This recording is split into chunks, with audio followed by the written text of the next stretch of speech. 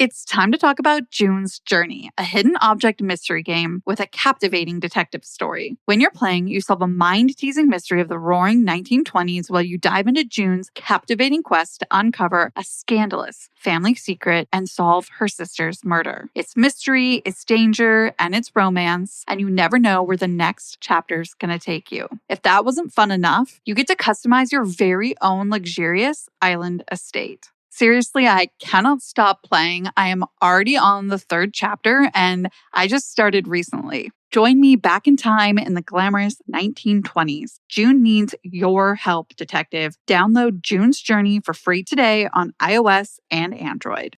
Allergy season is just around the corner, and Brio, the innovative air purifier, can help.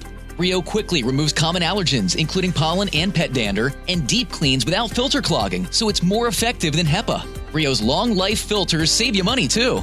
Breathe easy this spring with Brio, the advanced air purifier that's ideal for every room in your home. And get 15% off Brio using code IHEART at BrioAirPurifier.com. That's code IHEART at BRIOAirPurifier.com. This podcast may discuss topics graphic in nature and possibly triggering to survivors. We value the safety and well-being of all of our listeners, so please practice. Is your daily grind getting you down? A ThermoSpa's hot tub may be the solution. Just a few minutes under those powerful soothing jets, and all your stress seems to melt away, like you're lying on a cloud of bubbles. You'll not only feel better, but sleep better too. Call 877-861-4672 now, and for a limited time, save $1,250. Call 877-861-4672 or visit thermospas.com to schedule a free on-site assessment. Is your daily grind getting you down? A ThermoSpa's hot tub may be the solution. Just a few minutes under those powerful soothing jets, and all your stress seems to melt away, like you're lying on a cloud of bubbles. You'll not only feel better, but sleep better too. Call 877-861-4672 now, and for a limited time, save $1,250. Call 877-861-4672 or visit thermospas.com to schedule a free on-site assessment. Enjoy the show. Hey, I'm Paige. And I'm Natalie. We're the hosts of the Murder Diaries podcast. We bonded over tacos and true crime after we matched on Bumblebee. Like any normal millennial using an app to meet new friends. Every Thursday, we upload a new episode. In each episode of the Murder Diaries, we tell true crime one story at a time. One week it's my turn. And the next week it's mine. You still think it's in my head, but I'm walking with the dead. Today's case is one that hits pretty close to home for me. It's a case that happened in the church of a pastor that I know. This pastor happens to be the uncle of my best friend of 29 years. I first told this case for the Murder Diaries when we were a baby podcast. My best friend joined, and so did her cousin, David, the son of the pastor. We'll be including the phone call that we had with David, exploring the impact of this case on the community and his family. We've grown so much since I first told this case, and it's so important to me that I want to do better by it. I want to tell it again. This is the case of Jennifer Ann Moore. Born in San Francisco, California on June 24th, 1975, Jennifer Ann Moore was living in Novato, California in 1989 when this case takes place with her mom, Sylvia. For reference, Novato is the last city in Marin County, bordering Sonoma County, just to the north. To the south of Marin County is San Francisco. When you cross that Golden Gate Bridge, you're crossing into Marin County. And if you go all the way through the county, that's when you're going to hit Novato. So Natalie, you know how much I like to include a little bit about who the victims that we speak about were while they were with us, while they were alive. But there's just not that much information on who Jennifer was and what she was like in 1989. She was 13 going on 14, and there just isn't a lot of information out there about her. In fact, for this case, it was actually really hard to find very many resources, although I did, and of course, they're in our show notes. The one piece about who Jennifer was that I did find was in one of the articles, and it's their family friend, Jan, and she says that Jennifer was, quote, the sweetest, just a good girl, end quote. That's actually something we've encountered countless times in cases that are older. It's almost impossible to find as many resources compared to more recent cases, say from like 2010 and onward. With that, Natalie, it was even difficult to find pictures of Jennifer. As you know, I sent you a picture of Jennifer. If you could, I would love for you to look at this school picture of Jennifer and describe it for the listeners. Right away, my first impression of Jennifer from the photo that you sent is she's so cute. She looks like the quintessential 80s 13-year-old with teased hair and curled bangs, and even what looks like the classic 80s lipstick.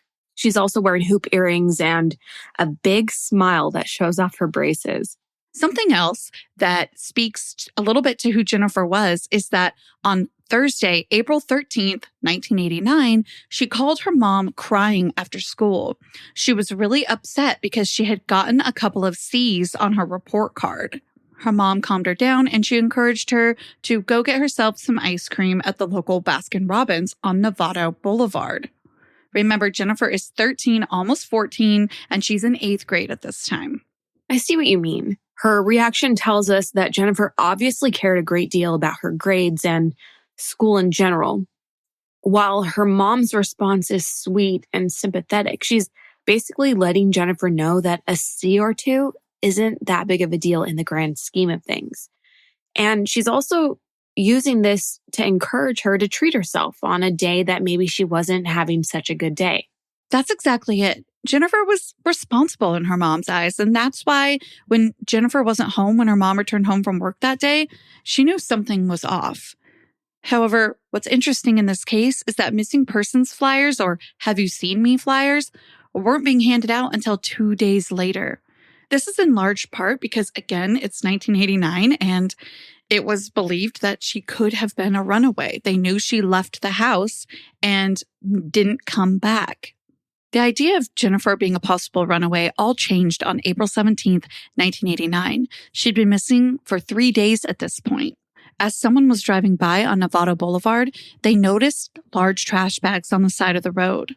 Upon further inspection, they discovered that inside those trash bags was Jennifer's nude body. The only description of the condition and the way Jennifer's body was found in is in an article from 1989 from the LA Times. It's a quote from the police spokesman at the time, Scott Sibbald.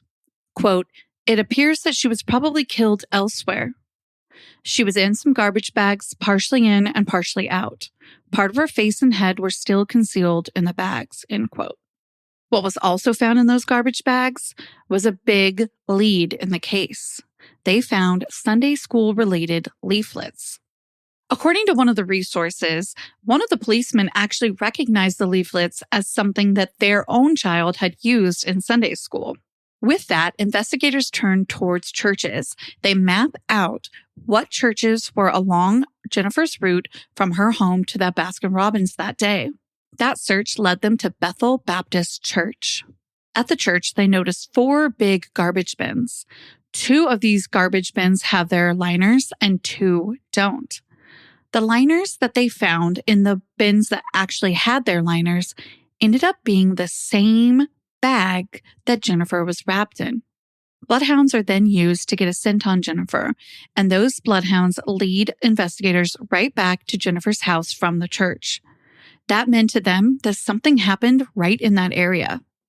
The route that the bloodhounds led investigators back to Jennifer's house through also showed them that Jennifer had cut through a creek area that was behind Bethel Baptist Church on her way to that Baskin-Robbins. They begin their investigation honing in on Bethel Baptist alone. They begin by speaking to the pastor there. And yes, this is my friend's uncle. He shows them a weird coffee stain in the library. And what's even weirder about this stain is that no one had even bothered to pick up the coffee cup that had caused the stain. It was still there on the floor. What's even more is beverages weren't allowed in the library. So this idea of a coffee stain and a mug just sitting on the floor was highly suspect. So a crime lab comes in and they test that stain. They found blood and bleach. It's very clear to investigators that the coffee was spilled clearly to cover up something else. Investigators continue their search of Bethel Baptist Church, and that's when they find Jennifer's brown bomber jacket in the clothing donation bin. They even find the little rubber bands for her braces in the pocket. This also confirmed it was hers. The pastor tells investigators that he remembers when he got there on Friday morning that the church door was not locked, and in fact, it had been left ajar. That, of course, led investigators to wondering who could have left the door ajar like that. There were 3 options: the youth pastor, a teen helping the youth pastor garden, because the youth pastor actually happened to be the volunteer groundskeeper as well, and the janitor. The teen that had been helping in the garden did have a bit of a record, but he got picked up at 6:30 p.m., so he had an alibi that checked out. Now, the youth pastor was a 29-year-old named Scott Williams. By all means, Scott seemed to be an upstanding citizen. He was a past Marine, he was a deacon, a Sunday school teacher, the volunteer groundskeeper, and more than that, he owned a gas station/convenience store in the area. It should be noted that he actually posted Jennifer's missing persons flyer in his gas station convenience store. Scott readily admits that he had been the last to leave that day that Jennifer went missing. And more than that, he didn't have much of an alibi. And now a word from today's sponsor. Just when I think I've heard all of my mom's stories, she goes and surprises me with yet another story about an adventure she had when she was younger. That got me wondering, how many other stories don't I know about my own mom? And that's why I got my mom's Storyworth for this Mother's Day. Storyworth is an online service that helps you and your loved ones connect through sharing stories and memories. But most importantly, it preserves them for years to come. Every single week, Storyworth emails your mom, someone you love like a mom, or a mother figure in your life, a thought-provoking question of your choice from a vast pool of possible options. Each unique prompt asks questions you've never thought of, like, what's the best advice your mother gave you? And I particularly love this one because I didn't really get to know my grandma growing up. She passed away when I was a baby. And while my mom has told me a lot about her, I'm sure that by asking her some of these questions, I'll get to know her a little bit better. And at the end of 1 year, Storyworth compiles all of those questions and stories, including photos, into a beautiful keepsake book for the whole family to share for generations after generations. I'm just looking forward to my kids and my kids' kids learning about my incredible mom and my amazing grandma. Give all the moms in your life a meaningful gift you'll both cherish for years. Storyworth. Right now, for a limited time, you'll save $10 on your first purchase when you go to storyworth.com/diaries. That's STORYWORTH.com/diaries to save $10 on your first purchase. Storyworth.com/diaries.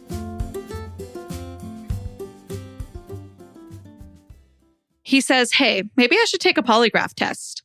Law enforcement agrees. He takes the polygraph test and he fails. The polygraph examiner says to him, you killed Jennifer Moore. And that's when Scott admits it. Some of the resources also reference a rope burn on his hand that he showed them.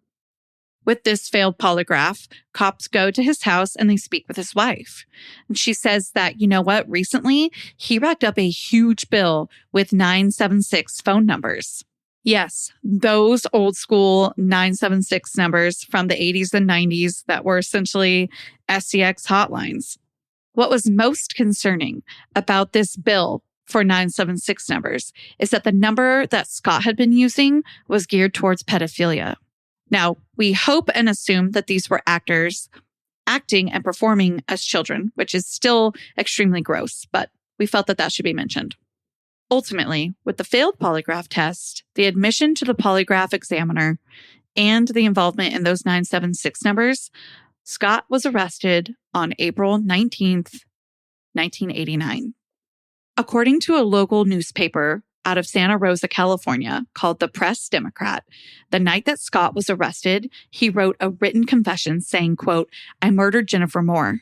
I led her into the library. I raped her, strangled, and bludgeoned her to death. I disposed of her body along Nevada Boulevard Thursday night. God have mercy." During his over 2-hour-long taped confession, Scott says that while he was working in the church garden, Jennifer appeared. She helped him load up some weeds, and then he lured her into the church library, offering her something to drink. Then, as described a moment ago, he sexually assaulted her and murdered her by strangling and beating her with a baseball bat. In September of 1989, Scott received a life sentence for first-degree murder. Jennifer was laid to rest at Pine Grove Cemetery in Hood River, Oregon. Her mom, Sylvia, joined her in the afterlife December 4th, 2007, after suffering complications due to osteoporosis at just 52 years old. This is where I'm going to leave Jennifer's story. And now I'm going to replay the phone call we had in 2019 with my best friend's cousin, David, the son of the pastor of Bethel Baptist Church. Now, this conversation is important in its description of community and family impact that this case had. We don't discuss Jennifer too much, although she is the focal point and the most important person in this case. We just felt that this conversation was really poignant in its discussion of community impact and what happened to the pastor. With that being said, here's the phone call. David, thank you for joining us. Hey, Paige, thanks for having me on. Glad to be here. Of course. I know it's not the most fun topic, but it sits with Melanie and I, like I'm sure it sits with you even more. And we're just dying to know just any anecdotes or anything that you remember about this case. So let's kind of start with that. You know, what do you remember the most growing up, like living through this case with your dad? Yeah, I mean, this whole story was one that it really shaped everything about my upbringing, the way I viewed spirituality, the way I viewed like ideas of God and the devil and evil and humans and sexuality, of course, too. Right now, we're 30 years away from when this happened. I was 8 years old at the time. You know, I have these memories of the whole church being in turmoil, trying to figure out what's going on. And they took all of us kids. We were all at the church, and they took us into like the nursery, and we just had to be sitting there for hours waiting. And I had no idea why we were in there. I was just bored. I wished I had Nintendo wasn't even invented then. I wished I had something to play. Was this on like a Sunday, or when was this that you guys were all like kind of just pushed into the nursery to wait? It would make sense. I actually have no idea. I don't know. Oh. I don't know what day it was, but for some reason, a lot of us were at the church and something was going on. And I remember a bunch of us kids, like we weren't doing the normal church thing. We were off in this room, sequestered and waiting for the adults. And at some point, somebody explained to me that just in really basic terms, like something really awful happened. This guy that you know, Scott Williams, he had babysat all three of us kids in our family.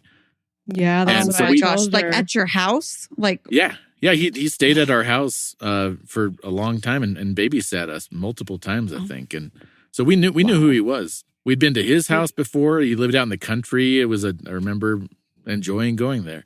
What was being babysat by him like? Would you have even known that he was capable of something like this in hindsight now? Or are you just like, it was just like a regular dude. I felt really safe with him. Extremely normal. Like just really normal. Everything. He was just one more church guy. Though those first days and weeks of learning what happened was none of it making sense at all. Even, I was 8 years old at the time already. Yeah. But I had seen movies, and I had this idea that sometimes someone kills another person for a certain motive. And so that idea was in my head already. And I remember as people tried to explain it to me, it was always that big question in my head was, well, what's the motive? Like, I get why some people kill people to get money or to get something from them. But in this case, this is just a guy that I know, and he didn't know her, and why would you just kill a stranger? And so at some point I started asking the people at church this question, And the one answer that stuck in my head, and I have no idea who gave me this answer. It was not my parents, but it was someone from church. I asked them, why would he just kill a girl that he didn't know? And the answer was, they said, well, sometimes the devil just takes over. So that's a fucked up thing to put into a child's head about the way the world I wouldn't works. say to an 8-year-old, but yeah. And the way, and I mean, I get what they were just trying to avoid talking about rape. Like, because how do you talk to an 8-year-old about rape? And I didn't know what that was. And so they just said, well, blame it on the devil. And they were trying to shelter me from this horrible concept. But what they did was put this other idea into my head, which is even more terrifying, that any good Christian person who can be a decent human can be walking around, and then the devil just pops out from behind a bush and takes over and makes you kill a person for no reason. Right. That makes sense because this is somebody you knew and you're like, oh, well, he was good, but then the devil entered him and then he was bad. Right. Yeah, I mean, that's an old concept in, I mean, tons of different traditions. This whole blame the devil made me do it. And so that formed the way that I thought, like I developed this fear of demons and devils for a long time after that. And it's something that I've talked to therapists about even. Oh my gosh. Like it really planted this idea that we live in this scary world where you can be a good person and then a demon can pop out of nowhere and make you do horrible things for no reason. Right. And then, of course, years later, at some point, right around when I was hitting puberty, I think, I talked about it to my parents because it would come up every now and then. And I mean, because it affected all of our lives, it sent both of them into a really deep depression. And I can mention some reasons why it affected them so much too. But we would talk about it as a family. So eventually at some point I learned that, okay, it wasn't just this magical devil comes and makes you kill someone. No, this guy decided to rape the girl. I guess a question for David going into talking about Uncle here is when I'm reading these sources and stuff about this case, I'm reading these articles, yada, yada, and they say the pastor, they mean straight up your dad, right? There wasn't any other. Yeah. Wow. Yeah. He was the pastor. It's not like some huge church. Wow. No, not at all. It was, smaller church. I mean, probably had a couple hundred members, maybe. Yeah, he was the pastor. And so as if all the stuff that we've talked about is not fucked up enough already. Right. The really fucked up thing is the way the church as a community reacted to this and the way they treated my dad about it. So after it happened, I mean, everyone is just in shock. And I mean, you know, like anyone, someone you think, like, this is true crime. Every single story of true crime is like, he seemed like such a normal guy. How could he do this? And so everyone's in shock for a bit. And then after that, there was this faction of the people of the church that went into this kind of massive denial and started blaming my dad for what happened more than the actual murderer who did this stuff. What could they even say was your dad at fault for? Like, what? Well, they said if he had been a better spiritual leader, none of this would have happened. If he had, he should have known, he should have seen it coming. He should have been a better pastor, a spiritual leader to Scott, and he should have been able to guide him out of this. And so it was, I mean, this kind of massive denial. And now a quick break to hear from one of this week's sponsors. For so many people, learning a second language in high school or college wasn't exactly a high point or the most memorable part of their academic careers. Now, for me, in all honesty, I loved it, and I even studied abroad. But I don't get to practice that much anymore. But now, thanks to Babbel, I can. Babbel is the language learning app that has sold more than 10 million subscriptions. It's an addictive, fun, and easy way to learn a new language. You can use Babbel to get ready for traveling abroad, or maybe you have some free time and you want to learn a new language in that free time. Babbel teaches you in bite-sized language lessons that you'll actually use in the real world. The language lessons are 15 minutes, and they are the perfect way to be able to learn on the go. With Babbel, you can choose from 14 languages, which include Spanish, French, Italian, and German. Finally, there are so many ways to learn with Babbel. In addition to lessons, you can access podcasts, games, videos, stories, and even live classes. Plus, it comes with a 20-day money-back guarantee. Right now, you can save up to 60% off your subscription to Babbel when you go to babbel.com/diaries. That's babbel.com/diaries for up to 60% off your subscription. Babbel, language for life.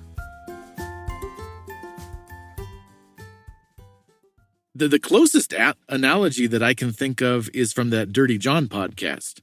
Do you remember? Have you guys listened to that one? Loved it. Hell yeah. So the grandmother character, you remember her? Yes. Right after the murder happens, I think she just goes into denial. And so she rushes to the guy who just killed her daughter. And she says, I love you. I just want you to know that God loves you. I love you. It's all about love. I want to forgive you. Like that, that's not forgiveness. That's not spirituality or Christianity. That's denial. You don't just forgive someone for murdering your own daughter right after he murdered her when the blood is still fresh. That's not real forgiveness. That's you staring reality in the face and denying it. In our church, there was this whole faction that went into this collective denial. I think that the horror of what happened was just too much for them. So they ran away from it, and they had to find a scapegoat. They had to find someone to blame it on other than the person who had actually done it. They said my dad was the real guilty person, and Scott, the murderer, he's a victim here. He made one mistake. We need to love him. We need to forgive him. We need to bring him back into the fold. And so they started going to, because by this point, Scott was already in jail. He had already confessed, as I'm sure you guys went through the whole case, and, he did the polygraph, failed the polygraph. And so by this point, he's in jail. They were going to visit him every day and writing him letters and bringing him cakes and whatever. But they were like, let's love on Scott. Poor Scott. Scott's a victim. But God, Lenny Schmidt, Pastor Len, man, he really screwed up. It's his fault. He's the one who's really at fault. I wonder why they found that easier to blame your dad than the actual murderer. It's hard for me to think that way. It's the denial piece he was talking about. It's hard for me to even tap into why that would be easier. Yeah, it's still because we wouldn't. Because then it's just I don't know. I think sometimes just the idea of having any scapegoat is more important than who the scapegoat is. True. If it's something like, sometimes it's just the reality is more complex, like in Germany in the 1930s, the complex reality is that things are shitty for a lot of different reasons. We lost the war. We got a bad deal on the peace agreement and the way the bankers arranged that. And it doesn't really matter who that scapegoat is, as long as it deflects from what reality is, because sometimes reality is just hard to look at. Reality's too hard. Yeah. Yeah.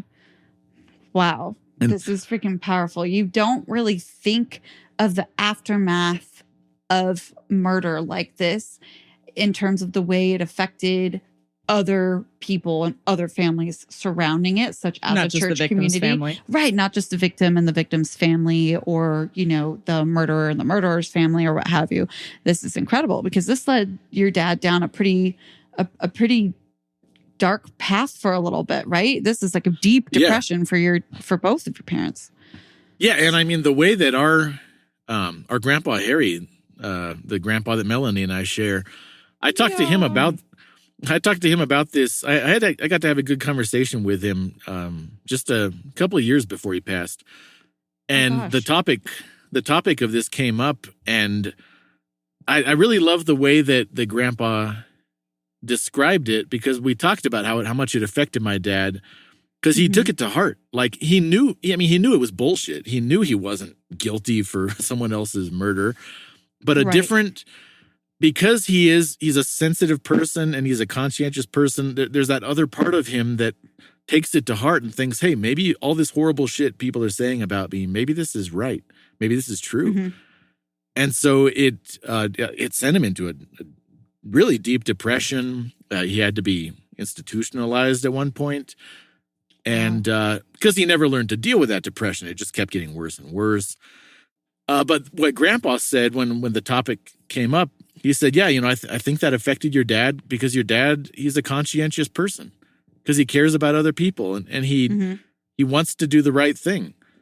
And if there's any possibility that he might be at fault or might be involved, like he wouldn't be able to handle that possibility, no matter how crazy that possibility is. I'm paraphrasing Grandpa here, but the key phrase was that your dad. I'm sure he'd be okay. It was your dad. Your dad's a conscientious person, and that's why this affected him. Like basically, if my dad had been more of an asshole, he would have been able to get over it more than he did. Right, and tell everybody, "F you, I know better," and whatever, and just leave. But it affected right him, off his back. And he wanted to feel like he was doing right by his church community, and this obviously made him feel like, oh my gosh, what if I wasn't, including Scott himself.